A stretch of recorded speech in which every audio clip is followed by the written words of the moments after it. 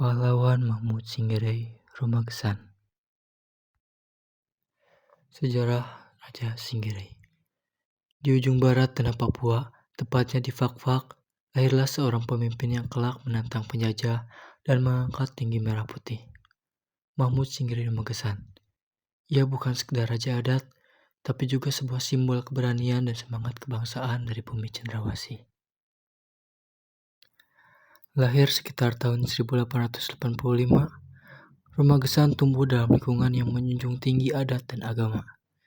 Sebagai raja di Sekar, ia punya suara yang kuat di tengah masyarakat, tapi kekuatannya tak ia pakai untuk kepentingan pribadi. Ia berdiri terus menghadang kekuasaan Belanda, menolak tunduk, dan membela rakyat yang tertindas.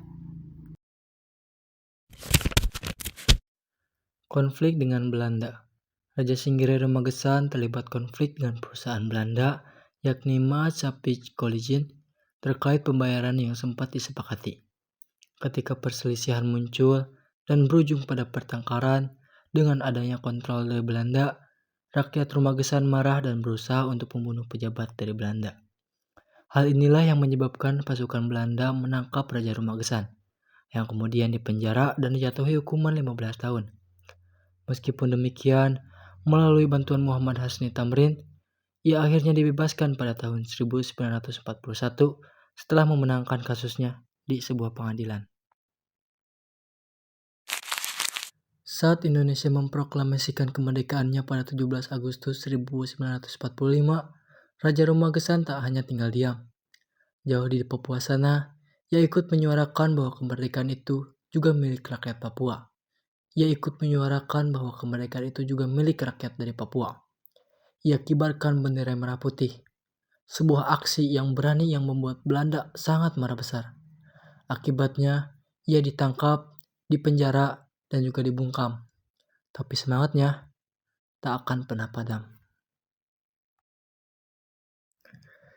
Dan pada akhirnya, sejarah mencatat namanya.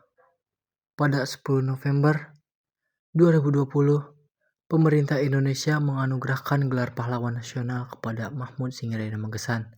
Sebuah penghargaan yang tak hanya mengenang jasanya, tapi juga menyambung semangat ke generasi masa kini. Mahmud Singgarai Romagesan adalah salah satu tokoh pahlawan dari Papua yang sangat berpengaruh bagi kemerdekaan di Indonesia. Ia sangat membantu memberontak dan membebaskan wilayah-wilayah di Papua, lebih tepatnya di Irian Jaya, dari pemerintahan Belanda. Meskipun ia pernah berkali-kali dibentak, diserang, ataupun ditangkap, ia masih tetap semangat dan tidak pernah lelah untuk memperjuangkan kemerdekaan di Indonesia.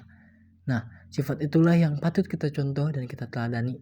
Kita harus terus semangat dalam memperjuangkan negara kita, yakni NKRI, Negara Republik Indonesia. Mungkin hanya itu yang bisa saya sampaikan. Mohon maaf bila ada salah kata, salah tulis, ataupun salah yang lainnya. Terima kasih telah memperhatikan video sampai akhir. Akhir kata saya ucapkan wassalamualaikum warahmatullahi wabarakatuh.